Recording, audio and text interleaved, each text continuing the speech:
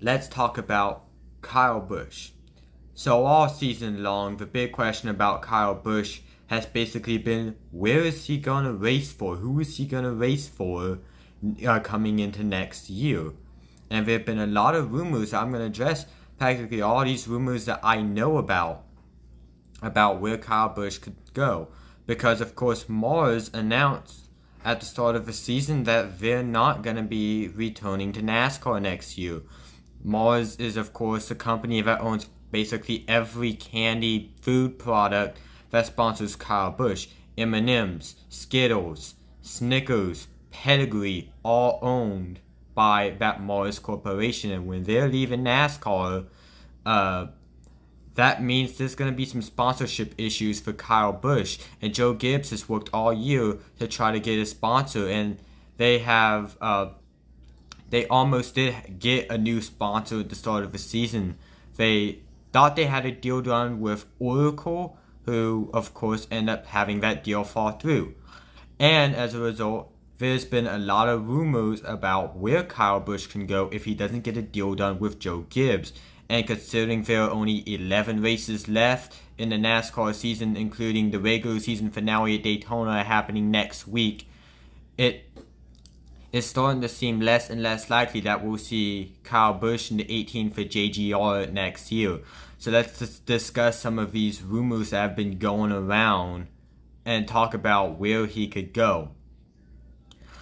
Now, first of all, I'm going to address the Stewart-Haas Racing rumors, because for months, one of the biggest rumors going around in NASCAR for Kyle Busch is he could go to SHR next year. Well, that doesn't seem likely, especially with the 41 car, because one of the rumors addressing the 41 car is that Kyle Busch could go to that car. Why? Well, who drives that car? Cole Custer. Cole Custer drives that car, and if you look at his stats, he really only has a few top 10s. You could forget that he won a race in 2020. Over the past 2 seasons, it's become very apparent that Cole Custer wasn't really ready for the Cup Series. However, he may not actually leave SHR, and this is because his dad is a high-ranking executive with that team.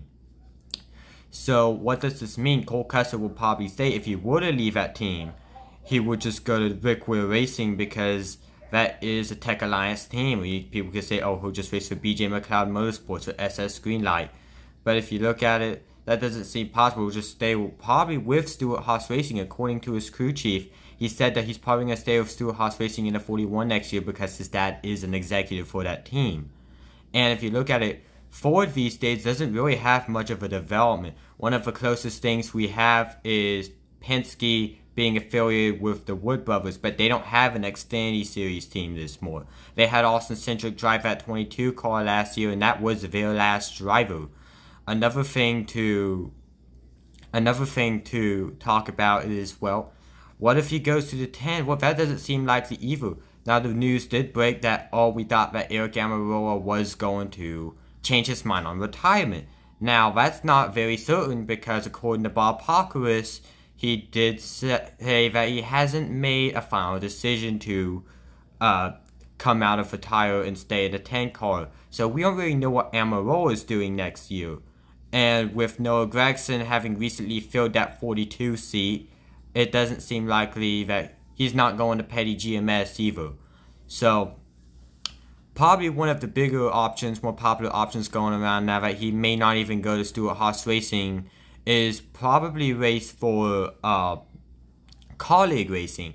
Now, Kaulig does not have that winning speed, and I feel like it would be a big risk to see Kyle Busch go to Kaulig Racing, but he did say that he wouldn't mind taking a pay cut, and signing with Kaulig Racing likely means it's going to be a pay cut, which Kyle Busch has said he doesn't mind taking. If he takes that pay cut, he can go to Kaulig Racing. That's where I could see him going if he doesn't stay with JGR and they can't get a deal done. Now, I do think it won't surprise me. Maybe JGR or like Joe Gibbs does get a deal done, because they're saying that they want to keep Kyle Busch around at least one more year because Ty Gibbs isn't quite ready for the Cup Series. They've seen him run top 20 finishes driving the 45 car, filling in for Kyle's older brother, Kurt. We don't know what Kurt Busch's future is, Because sure, he's going to be with 2311 next year, but Kyle Busch has a concussion. He's had a concussion since that wreck coming off of turn 3 at Pocono. And he's been out ever since. He's going to miss Daytona. We don't know if he's going to race at Darlington.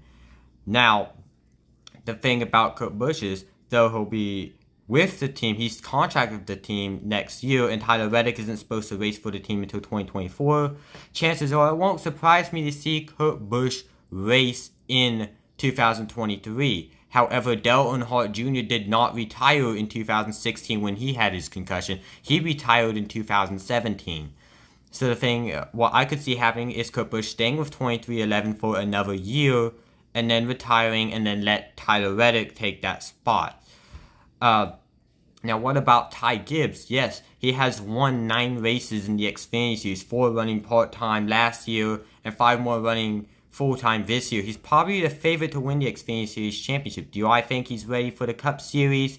Maybe. I say maybe because he could be ready to run the Cup Series, but he could also, struggle more than your typical rookie. But here's the thing, it's going to take about 60-70 starts for a Cup Series driver to actually get used to the Cup Series. Remember, Chase Elliott took until well into his 3rd season, 99 tries to get his first win.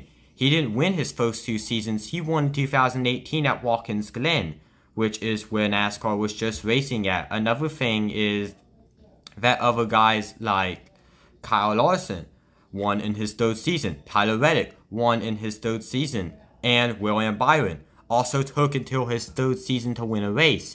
So if Ty Gibbs does go to the Cup Series, chances are he may not win his rookie year. He won't win his 2nd year, but probably, I would say, chances are wait for his 3rd season to start winning. And now, back to the Kaulig situation. The reason why I could say he could go to Kaulig Racing is because they don't really have a driver for next year. We know Noah Gregson's going to be in the 42. That's not an option for Matt Kaulig. But the thing is, there's still a new team in the Cup Series. They don't have that winning speed.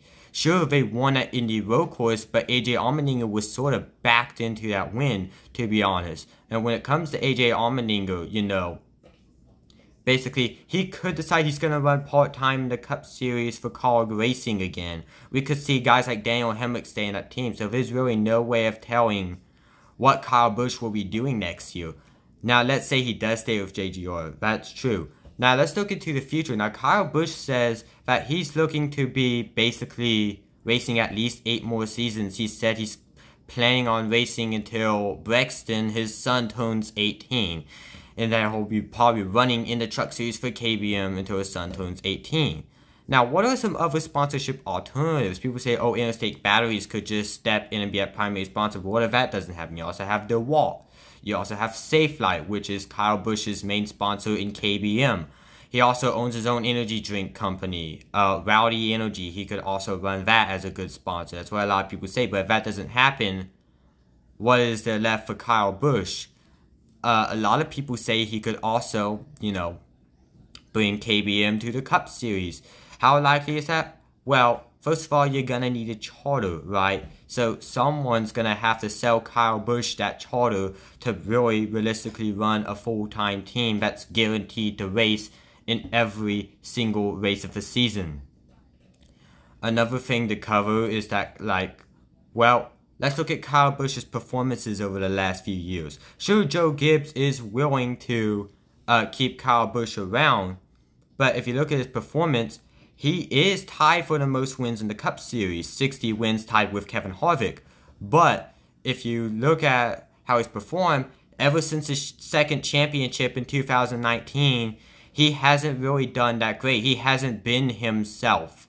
First of all, in 2020, the guy almost didn't even win a race. He almost had a win this season until the 3-day Texas race that went on, in which he won the race in Texas.